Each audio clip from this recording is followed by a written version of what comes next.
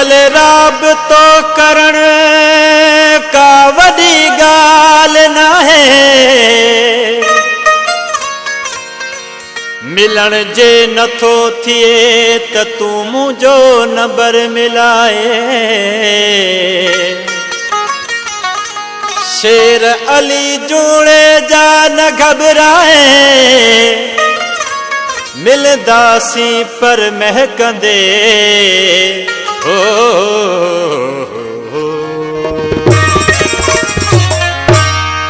अलाए छो पाण खे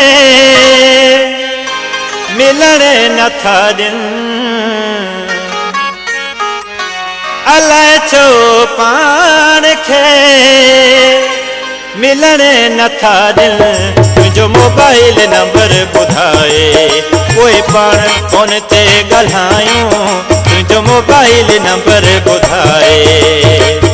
अलाए छो पाण खे मिलण नथा ॾियनि, अलाए छो पाण खे मिलण नथा ॾियनि। तुंहिंजो मोबाइल नंबर ॿुधाए पोइ पाण फोन ते ॻाल्हायूं, तुंहिंजो मोबाइल नंबर ॿुधाए।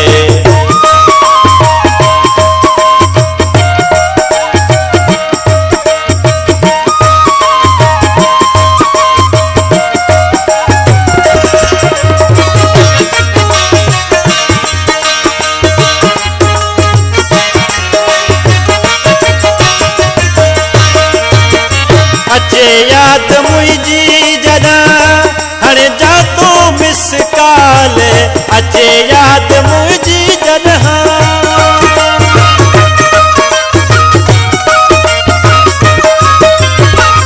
अचे याद मुंहिंजी जॾहिं हाणे जा तूं मिस काल। जाने उन टाइम ते कंदसि यार तोखे काल, जाने उन टाइम ते कंदसि यार तोखे काल।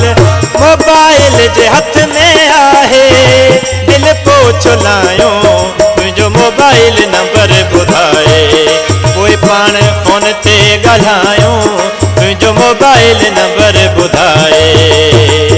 अलाए छो पाण खे मिलण नथा ॾियनि, अलाए छो पाण खे मिलण नथा ॾियनि। तुंहिंजो मोबाइल नंबर ॿुधाए पोइ पाण फोन ते ॻाल्हायूं, तुंहिंजो मोबाइल नंबर ॿुधाए।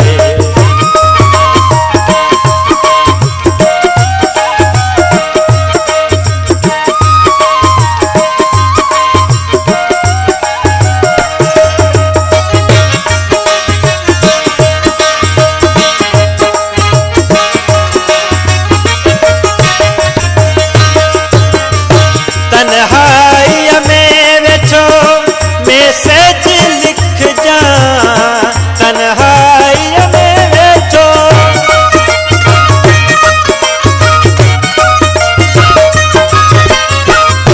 तन्हाईअ में वेठो मैसेज लिखजा। खाटे वाधे जी पुण ख़बर पियो तूं ॾिजां, खाटे वाधे जी पुण ख़बर पियो तूं ॾिजां। सिवा प्यार जे ॿियूं सभु ॻाल्हियूं विसारियूं, तुंहिंजो मोबाइल नंबर ॿुधाए पोइ पाण फोन ते ॻाल्हायूं, तुंहिंजो मोबाइल नंबर ॿुधाए।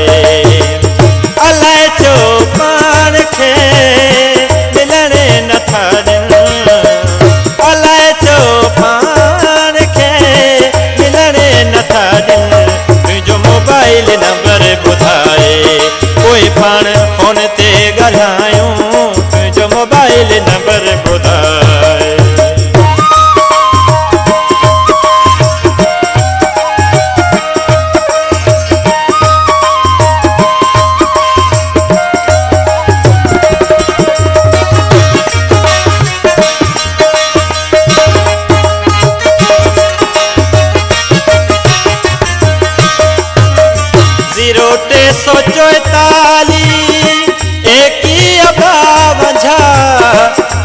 टे सौ 44